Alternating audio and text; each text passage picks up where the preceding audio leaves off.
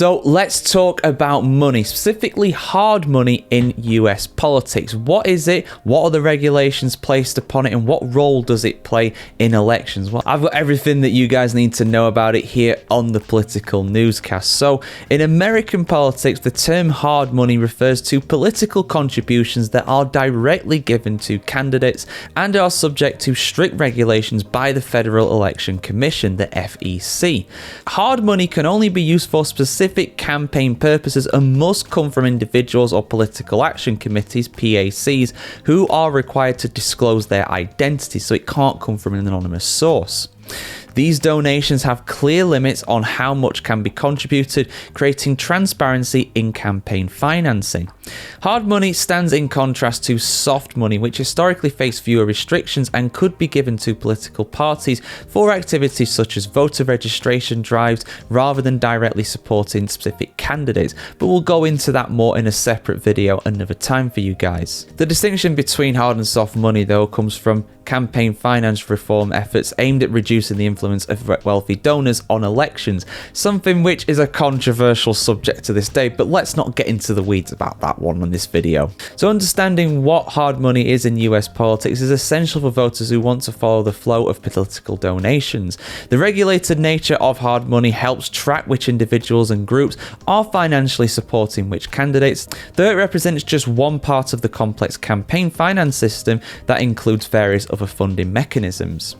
So what are the key characteristics of hard money? Well, hard money contributions have several defining features that separate them from other political funds such as soft money. There are strict limits placed on hard money, like I mentioned before. The FEC sets specific caps on how much any individual can donate to a single candidate per election cycle, and these limits are periodically adjusted for inflation over time. For the 2023-24 election cycle, individuals could donate up to $3,300 per candidate per election, with the primary and general elections counting separately in this regard, meaning that one person could donate up to $6,600 per candidate in total for that election cycle. Political action committees, the PACs we mentioned before, they have limits as well, but they are slightly higher, typically $5,000 per candidate per election, again with the primaries and the generals counting separately, so $10,000 in total. And national party committees can receive up to $41,300 from individuals per year,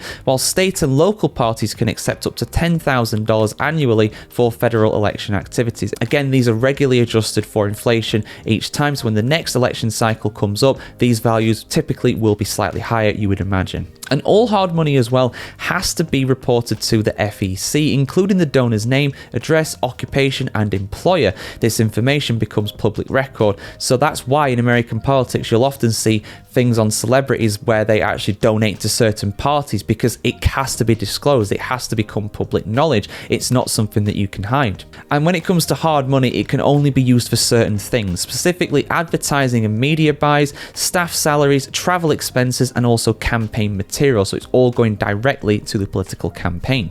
Corporations and labor unions cannot donate hard money, but not everybody can donate hard money into US politics. Corporations and labor unions, for example, cannot donate hard money directly to federal candidates, though their members can form a PAC that can make that contribution, but as a labor union, you cannot do that.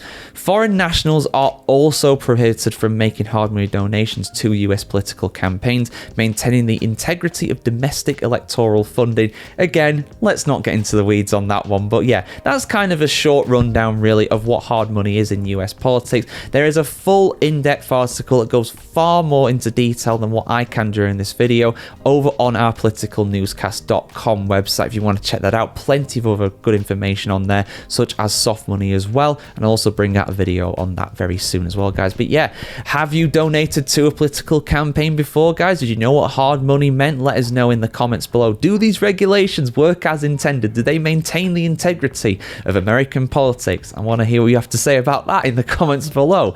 See you later, guys. Hope you have a fantastic day wherever you're on the world today. Like, share, comment, subscribe if you want to see more like this, and have a fantastic day wherever you're on the world today, guys, and we'll see you very soon for much more content on news and politics just like this.